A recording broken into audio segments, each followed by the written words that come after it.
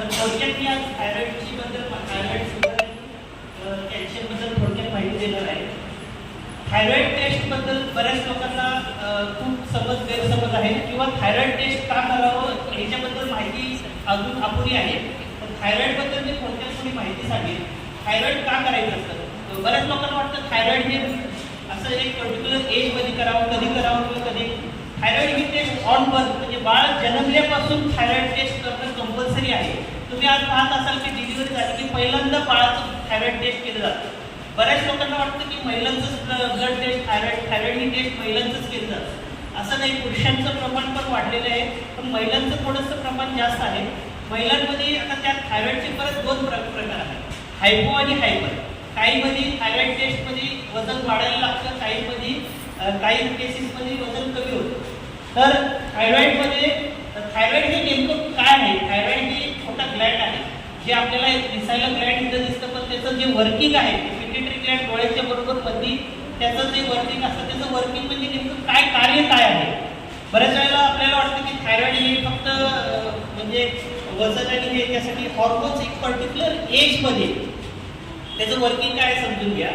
एक particular age म्हणजे वयात आलेल्या मुलीचा एक म्हणजे पिरियड चालू होणे किंवा पुरुषाचा आवाज बदलणे, स्किनचा प्रॉब्लेम, केस त्याची जी लक्षणं आहेत, केस गळणे, पायाच्या पिंजऱ्या दुखतात, हात घसा कोरडा पडतो, ही सगळी लक्षणं थायरॉइडची.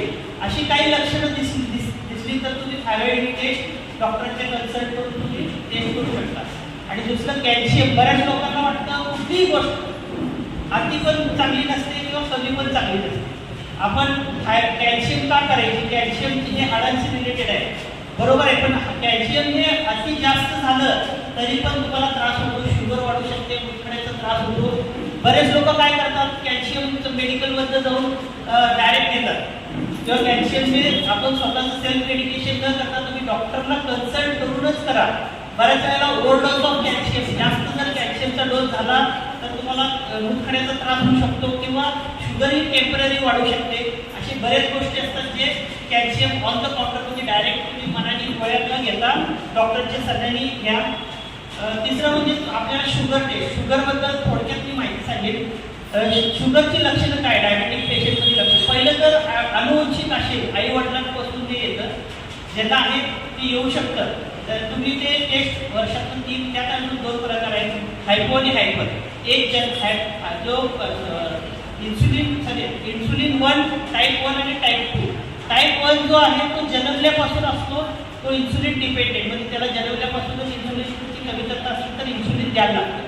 टाईप 2 असतो तो एक पर्टिक्युलर एज 25-30 नंतर टाईप 2 डायबिटीस चालू होतो. त्याची इन्सुलिन कमी असेल तर ते टाईप 2 मध्ये आपण कळलं की ते एक पर्टिक्युलर ह्याच्यात तुम्ही टेस्ट करून गोळ्या औषधं घेऊन कंट्रोल करू शकता. आता ह्याची लक्षणं काय आहे? बेसिकली लक्षणं म्हणजे थायरॉइडमध्ये जास्त इन्फेक्शन, सारखी लघवीला सतत होणे, हातापायात मुंगे येणे किंवा सतत घसा कोरडा पडणे, स्किन रफ होतं. अशा बऱ्याच गोष्टी आहेत जे तुम्ही जर अशी काही लक्षणं दिसली तर तुमच्या डॉक्टरला कन्सल्ट करून ही टेस्ट करू शकता. तर आज आपण सुरू करतोय थायरॉइड, कॅल्शियम आणि शुगर हे टेस्ट.